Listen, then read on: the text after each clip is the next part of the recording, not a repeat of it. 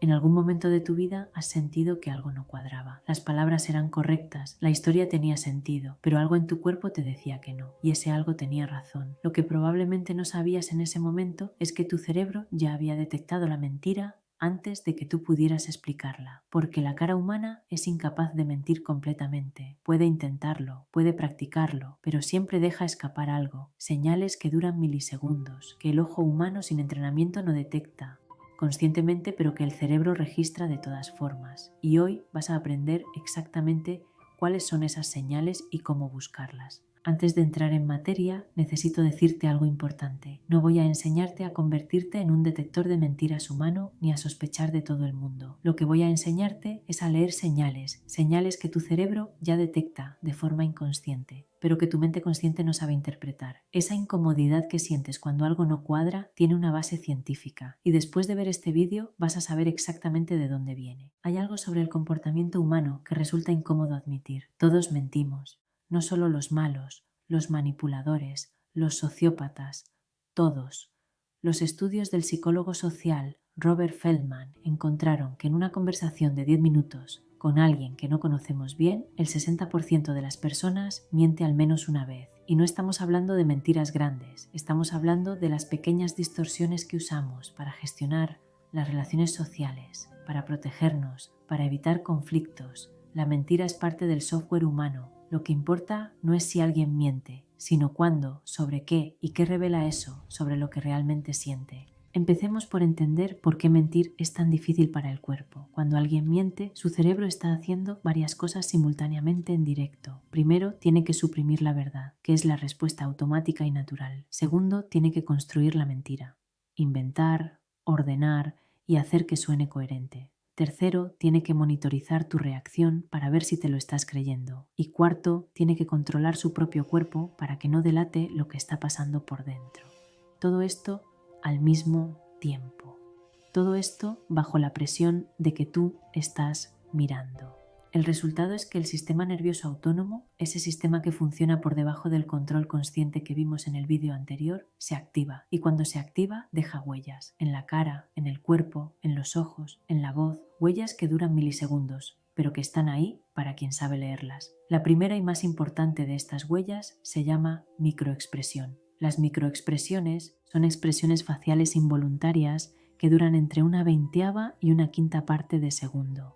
Las descubrió el psicólogo Paul Ekman en los años 60, trabajando con pacientes psiquiátricos que ocultaban sus verdaderos estados emocionales. Lo que descubrió fue que por mucho que alguien intente controlar su expresión, hay un instante, brevísimo, casi imperceptible, en el que la emoción real se escapa antes de que el cerebro pueda suprimirla. Hay 7 emociones básicas que generan microexpresiones universales, porque sí, son las mismas en todas las culturas del mundo, independientemente del idioma, la educación o las costumbres. Estas son alegría, tristeza, miedo, asco, desprecio, sorpresa e ira. Y cada una de ellas tiene una firma facial específica que no se puede fingir. Ekman pasó décadas estudiando estas expresiones en personas de culturas completamente aisladas, tribus que nunca habían tenido contacto con el mundo occidental. Y encontró las mismas expresiones, las mismas, lo que nos dice que estas señales no son aprendidas, son una parte intrínseca del ser humano. Cuando alguien te miente sobre algo que le importa, algo que le genera miedo a ser descubierto, o culpa, o desprecio hacia ti por creerle, esa emoción aparece en su cara durante una fracción de segundo, antes de que la máscara vuelva a su lugar. Tu cerebro la registra, aunque tú no la veas conscientemente. Por eso tienes esa sensación de que algo no cuadra sin poder explicar exactamente qué. Pero las microexpresiones no son la única señal. Hay algo más que ocurre cuando alguien miente y que es mucho más fácil de detectar si sabes qué buscar. Se llama incongruencia. La incongruencia es la falta de coordinación entre lo que alguien dice y cómo lo dice, entre las palabras y el cuerpo, entre la expresión facial y el tono de voz, entre el gesto y el contenido del mensaje. Cuando decimos la verdad, todas estas cosas van sincronizadas de forma natural y automática. No tenemos que pensar en ello, simplemente ocurre. Es como cuando hablas tu idioma nativo. No piensas en la gramática, simplemente fluye. Pero cuando mentimos, la sincronización se rompe. El cerebro está tan ocupado gestionando la mentira que descuida la coordinación entre los diferentes canales de comunicación. Y esas roturas, aunque sean pequeñas, son exactamente lo que detectamos de forma inconsciente cuando sentimos que algo no cuadra. ¿Alguna vez alguien te ha dicho que sí con la boca mientras movía la cabeza ligeramente de lado a lado? ¿O te ha dicho que estaba bien con una sonrisa que tardó demasiado en llegar? ¿O te ha mirado directamente a los ojos con demasiada fijeza, como si estuviera esforzándose por no apartar la mirada, justo cuando te contaba algo importante? Eso es incongruencia. Y tu cerebro lo registró, aunque tú no supieras nombrarlo. Ahora vamos a las señales específicas, las que puedes empezar a observar a partir de hoy. La primera señal es la microexpresión de desprecio. Esta es la más peligrosa de todas en el contexto de las relaciones personales. El desprecio se muestra como una contracción asimétrica de la comisura del labio. Solo un lado sube, creando una expresión casi imperceptible que combina superioridad y desdén. Dura menos de 1/5 de segundo y aparece justo en el momento en que alguien siente que te está engañando con éxito. No es la emoción de alguien que miente por miedo, es la emoción de alguien que miente creyendo que puede hacerlo impunemente. La investigación del psicólogo John Gottman demostró que esta microexpresión específica, el desprecio, es el predictor más poderoso del fracaso en las relaciones. No el conflicto, no las discusiones, no las diferencias, el desprecio, porque el desprecio comunica algo mucho más profundo que un desacuerdo puntual. Comunica que la otra persona ya no te ve como un igual. Y cuando alguien ya no te ve como un igual, la mentira deja de costarle algo. La segunda señal está en los ojos, pero no de la forma en que la mayoría de la gente cree. Existe el mito de que las personas que mienten no mantienen el contacto visual. Eso es parcialmente falso y es importante que lo sepas. Las personas que mienten de forma habitual aprenden a mantener el contacto visual precisamente porque saben que apartarlo genera sospecha. Lo que sí ocurre, y esto es mucho más difícil de controlar, es que la calidad del contacto visual cambia, se vuelve demasiado fijo, demasiado deliberado, demasiado sostenido de una forma que se siente artificial. El contacto visual natural tiene microinterrupciones, pequeños desvíos que ocurren de forma orgánica. Cuando alguien está haciendo un esfuerzo consciente por mantener la mirada, esa naturalidad desaparece y tu cerebro lo nota. Además, cuando alguien construye una mentira compleja, cuando tiene que inventar detalles, mantener la coherencia interna de una historia que no ocurrió, necesita acceder a sus recursos cognitivos y ese esfuerzo cognitivo extra se refleja en los ojos. Hay una dilatación sutil de las pupilas, un ligero aumento en la frecuencia de parpadeo justo antes y después de decir la parte mentirosa. El cerebro procesando la carga extra y a veces un movimiento ocular hacia arriba y a la izquierda, asociado con la construcción visual de imágenes inventadas. Aunque este último hay que tomarlo como una señal aislada, nunca como una prueba definitiva por sí sola. La tercera señal está en el tiempo de respuesta y en la estructura del lenguaje. Cuando alguien dice la verdad, la respuesta tiende a fluir de forma natural, no siempre rápida. La gente tarda en responder por muchas razones legítimas, pero con una fluidez orgánica. Cuando alguien miente sobre algo que no tenía preparado, hay una pausa ligeramente más larga de lo normal antes de responder, una fracción de segundo en la que el cerebro está construyendo la historia en lugar de recordarla.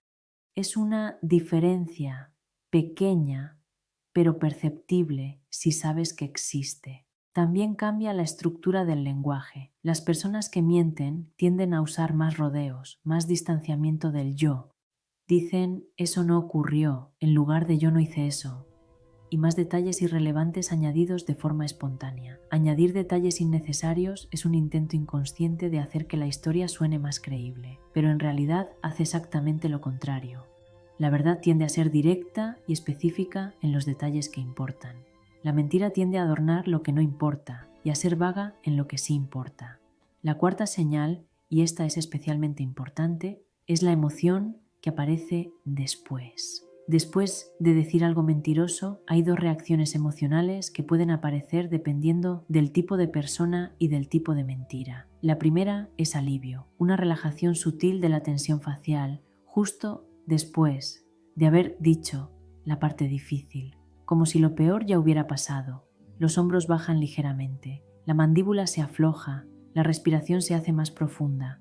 La segunda es lo que Ekman llamó duping delight, una microexpresión brevísima de satisfacción o incluso de diversión que aparece en alguien que disfruta del engaño. Es casi imposible de suprimir completamente y aparece en los labios, una comisura que sube apenas perceptiblemente en el instante inmediatamente posterior a la mentira. No es culpa, es placer, y es de las señales más inquietantes que existen. Ahora bien, todo lo que te he explicado hoy viene con una advertencia muy importante. Las señales que acabas de aprender no son pruebas, son señales, y una señal aislada no significa nada. Lo que significa algo es el patrón, la acumulación de varias señales incongruentes en el mismo contexto, porque la mayoría de estas señales también pueden aparecer por nerviosismo, por vergüenza, por miedo a no ser creído aunque se esté diciendo la verdad, o simplemente por ser una persona con alta activación del sistema nervioso en situaciones de presión. Una persona ansiosa puede mostrar muchas de estas señales sin estar mintiendo. Por eso el contexto y el patrón lo son todo. Lo que debes llevarte de este vídeo no es una lista de señales para acusar a las personas que quieres. Es algo más valioso. Es la confianza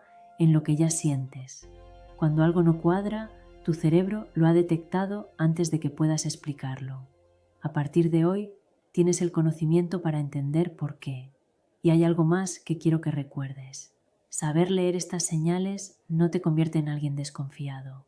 Te convierte en alguien que confía, pero que tiene más conocimientos como herramienta. Hay una diferencia enorme entre la desconfianza ciega y la observación informada. La primera te aísla, la segunda te protege mientras te permite seguir conectando genuinamente con las personas que te importan. Y cuando esa alarma se enciende y tu cuerpo se queda en tensión, hay algo que sí puedes hacer. El vídeo que aparece ahora en pantalla es una práctica para hacerla juntos, paso a paso. Aprender a calmar tu cuerpo cuando salta esa señal para que te protejas sin dejarte en guardia todo el rato. Dale al play y lo hacemos juntos.